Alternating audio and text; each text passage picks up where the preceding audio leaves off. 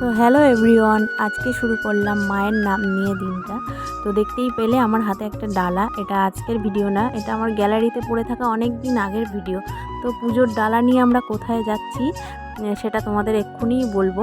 তো এখানে দেখতে পাচ্ছ যে আমরা চলে এসেছি একটা মন্দিরে, এটা হচ্ছে রামপ্রসাদ ভিটা। তো এই গল্পটা একটু অন্যরকম। এটা দেখতে পাচ্ছ শুধু আমি একা, আমার হাজব্যান্ড আর আমার ছেলে, তিনজনে এসেছি সন্ধ্যেবেলায় একটা জায়গায় পুজো দিতে। এটা রামপ্রসাদ ভিটা তোমাদেরকে বললামই। তো মন্দিরের ভেতরে ঢুকছি, মন্দিরের ভেতরে ঢুকে আমরা পুজো দেবো। তো মায়ের ভূগর্ভে ওখানে ক্যামেরা যেহেতু অ্যালাউ নেই, তো আমি দূর থেকেই মায়ের আরতি চলছিল সেটা একটুখানি ক্যাপচার করেছিলাম। আর গল্পটা হচ্ছে যে আমরা এখানে যে পুজো দিতে এসেছি সেটার একটা কারণ আছে। কারণটা হচ্ছে আমি যখন সেকেন্ড টাইম জানতে পারি যে আমি আবারও মা হব, তো সেই টাইমে একটা মনের মধ্যে একটা ভয় থাকে বা অস্থির থাকে কি হবে কি না হবে।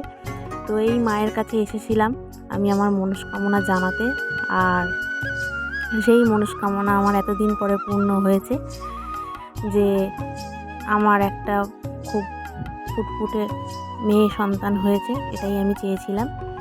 তো আমার তোজো আর আমি মিলে এখানে ঠাকুরকে পুজো দেওয়ার পরে এখানে ধূপ মোমবাতি জ্বালিয়ে দিচ্ছি। আর আমরা তিনজন মিলে এখানে একটা মায়ের কাছে অনেক প্রার্থনা করে গেছি, আমার হাজব্যান্ডও অনেক প্রার্থনা করে গেছে সব কিছু যেন সুস্থ মতো হয়। এই যে দেখতে পাচ্ছ আমাদের পুজো দেওয়া হয়ে গেছে, আমাদের দাদা ভাই ডালাটা নিয়ে বেরোচ্ছে। আমরা যেখান থেকে ডালাটা নিয়েছিলাম মন্দিরের বাইরে, সেখানে এটা নিয়ে যেতে হবে, তারা তাহলে গুছিয়ে দেবে। তো মন্দিরের ভিতরে আরেকটা জায়গা খুব সুন্দর, এটা হচ্ছে যে মায়ের মন্দিরের একটা পুকুর আছে, সেই পুকুরটা এরকমভাবে বাঁধানো। এই পুকুরের মধ্যে কচ্ছপ আছে, মাছ আছে, মানে ওরাই আর কি দেখভাল করে, খুব নিট অ্যান্ড ক্লিন।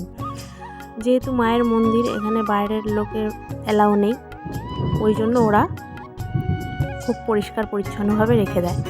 তো এখানে তোজোকে তাই দেখাচ্ছিলাম যে ভেতরে এই যে কচ্ছপ দেখা যাচ্ছে, মাছ দেখা যাচ্ছে, ওকে চারপাশের পরিবেশটা দেখাচ্ছিলাম। যেহেতু ও আগে এসেছিল কিন্তু ওর অতটা মনে নেই, এখন যেহেতু একটু বড় হয়ে গেছে তাই জন্য ওর মনে থাকবে। তো পুজো দেওয়া শেষে আমরা চলে গেলাম বাড়ির দিকে। তো সেই বাড়ির দিকে যেতে যেতে রাস্তার মধ্যে যাচ্ছিলাম, দেখলাম যে প্রচুর লোক এখানে, মানে কিসের একটা মেলা বসেছিল, আমার এখন সেটা মনে নেই। তো আমাদের দুজনের খুব আইসক্রিম খেতে ইচ্ছা করছিল, তো দুজনে দুটো আইসক্রিম নিয়েছি। তারপরে আমরা দুজনে আইসক্রিম খাচ্ছি দাঁড়িয়ে দাঁড়িয়ে। এর এখানে তোজো কী করলো দেখো, তোজো এখানে নিজের আইসক্রিমটা ধরে রেখে আমার আইসক্রিমটাকে নিয়েছে ও খাবে বলে। তো খেয়েও নিল একটুখানি, আমি আবার বলছি যে আমাদের আইসক্রিমটা খেয়ে নিল।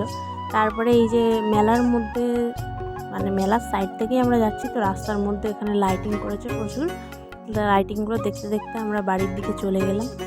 তো ব্লগটা তোমাদের কেমন লাগলো অবশ্যই জানিও, আর দেখা হচ্ছে নেক্সট ব্লগে। টাটা।